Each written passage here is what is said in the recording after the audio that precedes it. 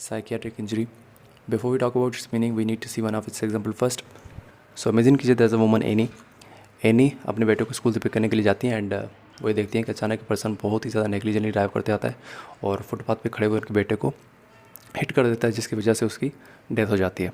तो ये सब देखकर एनी को बहुत बड़ा सदमा लगता है। साइकोलॉजिकल ट्रीटमेंट के बाद भी जो है मुसलसल 11 महीनों तक इस सीन के फ्लैशबैक्स उन्हें आते रहते हैं, जिसकी वजह से वो ठीक से सो नहीं पाती, अपने डेली लाइफ की एक्टिविटीज़ को जो है वो कैरी नहीं कर पाती due to the hyper depression and change of mood.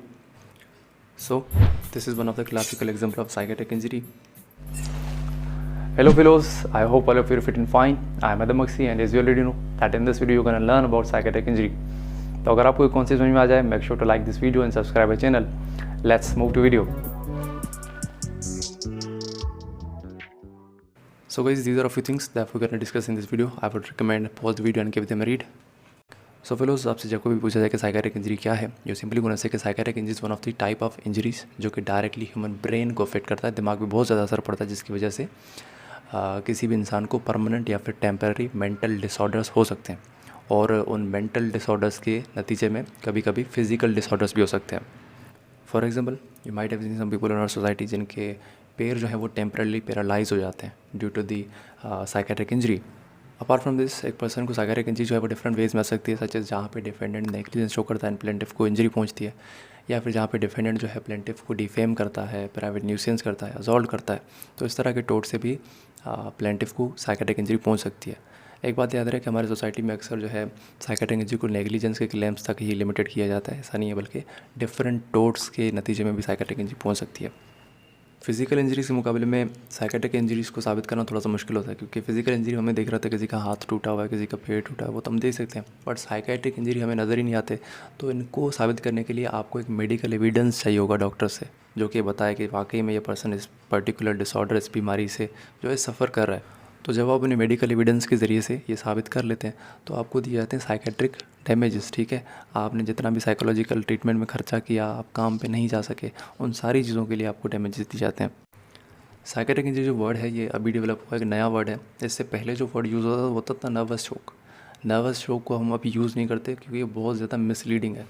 इसको देखने पे ऐसे लगता है कि जैसे कोई पर्सन सिर्फ इसलिए डैमेजेस क्लेम कर सकता है कि उसे सिर्फ एक शौक लगा, जिसकी वजह से वो उदास है, उसे मज़ा नहीं आ रहा, ठीक है, उसे बुरा लगा। तो ऐसा नहीं है, आपको एक पर्टिकुलर साइकियाट्रिक इंजरी होनी चाहिए, मेडिकली रिकॉग्नाइज्ड इंजरी हो। जब आप साइकियाट्रिक इंजरी के हवाले से डिफरेंट बुक्स एंड वेबसाइट्स देखेंगे तो वहाँ पे आपको एक वर्ड यूज़ होता हुआ नज़र आएगा, PTSD। तो क्या होता है, इसको भी देख लेते हैं। तो साइकियाट्रिक इंजरी की वजह से इंसान के ब्रेन पे एक बहुत ही ज़्यादा स्ट्रेस पड़ता है, जिसकी वजह से डिफरेंट डिसऑर्डर्स डेवलप हो सकते हैं, मेडिकली रिकॉग्नाइज्ड। सो जो सबसे कॉमन डिसऑर्डर्स आपको मिलेंगे देखने के लिए वो है post traumatic stress disorder and acute stress disorder. इन दोनों के अलावा एक जो है लेस सीवियर डिसऑर्डर होता है, जिसे हम कहते हैं adjustment stress disorder.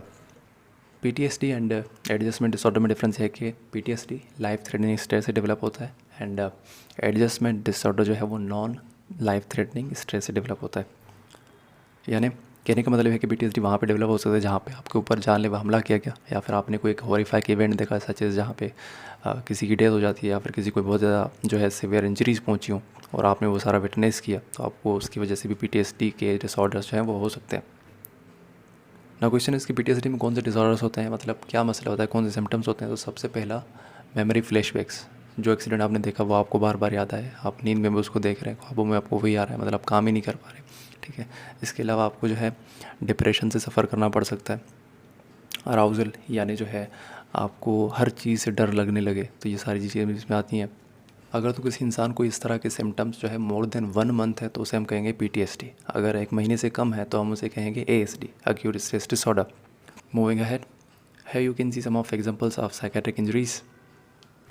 Now let's talk about elements of psychiatric injury, यानी कौन सी चीज़ें प्लेंटिफ को साबित करनी पड़ेंगी साइकियाट्रिक इंजरी का क्लेम जीतने के लिए।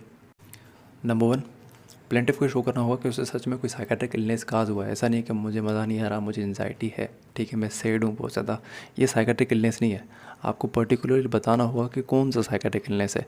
एग्रोफोबिया है, एस्बेस्टोसिस है, मीज़ोथेलिया है, हाइपरविजिलेंस है, आपको पैनिक अटैक आते हैं, इस तरह की कोई चीज़ आपको बतानी होगी। PTSD है। सेकंड, आपको मेडिकल एविडेंस देना होगा कि आपको ये इलनेस थी, किसी डॉक्टर ने रिकॉग्नाइज़ की और इस किसी एक पर्टिकुलर अरसे तक इलाज चलता रहा। इस तरह से अपना जो है एविडेंस भी देंगे उस इलनेस के लिए। थर्ड और सबसे ज़्यादा मुश्किल, प्लेंटिफ को शो करना पड़ेगा कि जो प्लेंटिफ को इंजरी आई है वो डायरेक्ट काज है डिफेंडेंट के कंडक्ट की, यानी जो डिफेंडेंट ने हरकत की उसकी वजह से ही साइकेट्रिक इंजरी काज हुई है एंड कोई और वजह नहीं है। नंबर 4, अगर तो प्लेंटिफ कहता है कि मुझे डिफेंडेंट की नेग्लिजेंस की वजह से साइकेट्रिक इंजरी काज हुई, तो यहाँ पे उसे नेग्लिजेंस के भी सारे एलिमेंट्स प्रूव करने पड़ेंगे। अगर कहता है कि डिफेंडेंट ने मुझे डिफेम किया और उसकी वजह से मुझे साइकेट्रिक इंजरी पहुंची, तो डिफेमेशन के जितने भी एलिमेंट्स हैं वो भी साबित करने पड़ेंगे। इसी तरह जो भी टोट एलिज करता है तो उस टोट के जो अलग से एलिमेंट्स होते हैं वो भी साबित करने पड़ेंगे। एक बहुत ही ज़्यादा फेमस केस है बोरल वी यंग, इस पर हमने अलग से वीडियो बनाई है, अगर आप देखना चाहते हैं आपको डिस्क्रिप्शन में लिंक मिल जाएगी। इसमें क्या होता है कि प्लेंटिफ सिर्फ नेग्लिजेंस का एक एलिमेंट साबित नहीं कर पाती, देयर वाज प्रॉक्सिमिटी, तो जो है उसको साइकेट्रिक इंजरी के लिए क्लेम्स नहीं दिए गए थे। तो ओवरऑल कहने का मतलब यह है कि जो भी टोट आप एलिज कर रहे हैं तो उसके सेपरेट एलिमेंट्स भी आपको साबित करने पड़ेंगे। अगर आप नेग्लिजेंस बोलें तो आपको duty of care, proximity, foreseeability, fairness, ये जो 4-5 चीज़ें हैं ये सारी साबित करनी पड़ेंगी। साइकेट्रिक इंजरी में हम 2 तरह के विक्टिम्स देखते हैं, एक होते हैं प्राइमरी विक्टिम और दूसरे होते हैं सेकेंडरी विक्टिम। बट ये जो विक्टिम है आपको बाकी टोट्स में नहीं मिलेंगे, ये सिर्फ आपको उन केसेस में मिलेंगे जहाँ पे साइकेट्रिक इंजरी डिफेंडेंट की नेग्लिजेंस की वजह से आई होगी। कोई भी एक पर्सन 2 सर्कमस्टेंसेज में प्राइमरी विक्टिम कहला सकता है। नंबर 1, जहाँ पे वो खुद फिजिकली इंजर्ड होता है और उस हाथ में उसे जो है साइकेट्रिक इंजरी से सफ़र करना पड़ता है। फॉर एग्जांपल, डिफेंडेंट की नेग्लिजेंट ड्राइविंग की वजह से आपका जो पैर है वो फ्रैक्चर हो जाता है, तो ये तो हो गई आपकी फिजिकल इंजरी, एंड साथ में आपको हो जाता है agoraphobia, that is mental injury. Primary victim का सेकंड जो सिचुएशन है उसमें जो प्लेंटिफ है वो रिस्क ऑफ फिजिकल हार्म में होता है, यानी उसके फिजिकल हार्म पहुंचता नहीं है बट वो उसे रिस्क होता है, उसे हार्म पहुंच सकता था, वो इस तरह की सिचुएशन में होता है जिसकी वजह से उसे जो है साइकेट्रिक इंजरी डेवलप हो जाती है। बिल्कुल सिमिलर फैक्ट्स के साथ एक केस है, Dulieu versus White and Sons. We have made separate and detail video on this because this is a very interesting case. अगर आप उसको देखना चाहते हैं तो आपको डिस्क्रिप्शन में इसके लिए भी लिंक मिल जाएगी। इसके बाद आते हैं सेकेंडरी विक्टिम। ये ऐसे विक्टिम होते हैं जिनको खुद को कोई फिजिकल हार्म नहीं पहुंचता और जो है ना ही इनके ऊपर कोई रिस्क ऑफ फिजिकल इंजरी होता है, बट ये कुछ हॉरिफाइक इवेंट्स को जो है विटनेस करते हैं या उनके बारे में सुनते हैं जिनकी वजह से इनको हार्म पहुंचता है। I hope you can recall the example जो कि हमने वीडियो के स्टार्टिंग में देखा, जहाँ पे एनी अपनी बेटी का एक्सीडेंट होते देखती है और उससे जो है हार्म पहुंचता है। तो यहाँ पे एनी एक सेकेंडरी विक्टिम है। जहाँ भी कोई पर्सन अपने आप को सेकेंडरी विक्टिम कहता है और जो है डैमेजेस क्लेम करने के लिए आ जाता है, तो उसके लिए चंद कंडीशंस है। नंबर 1, कि वो ये शो कर दे कि जिस पर्सन को उसने इंजर्ड होते हुए देखा वो उसका लव्ड वन था, उसके साथ जो है उसका कोई रिलेशन था, सच एज स्पाउस था, पेरेंट था, चिल्ड्रन, इनमें से कोई था।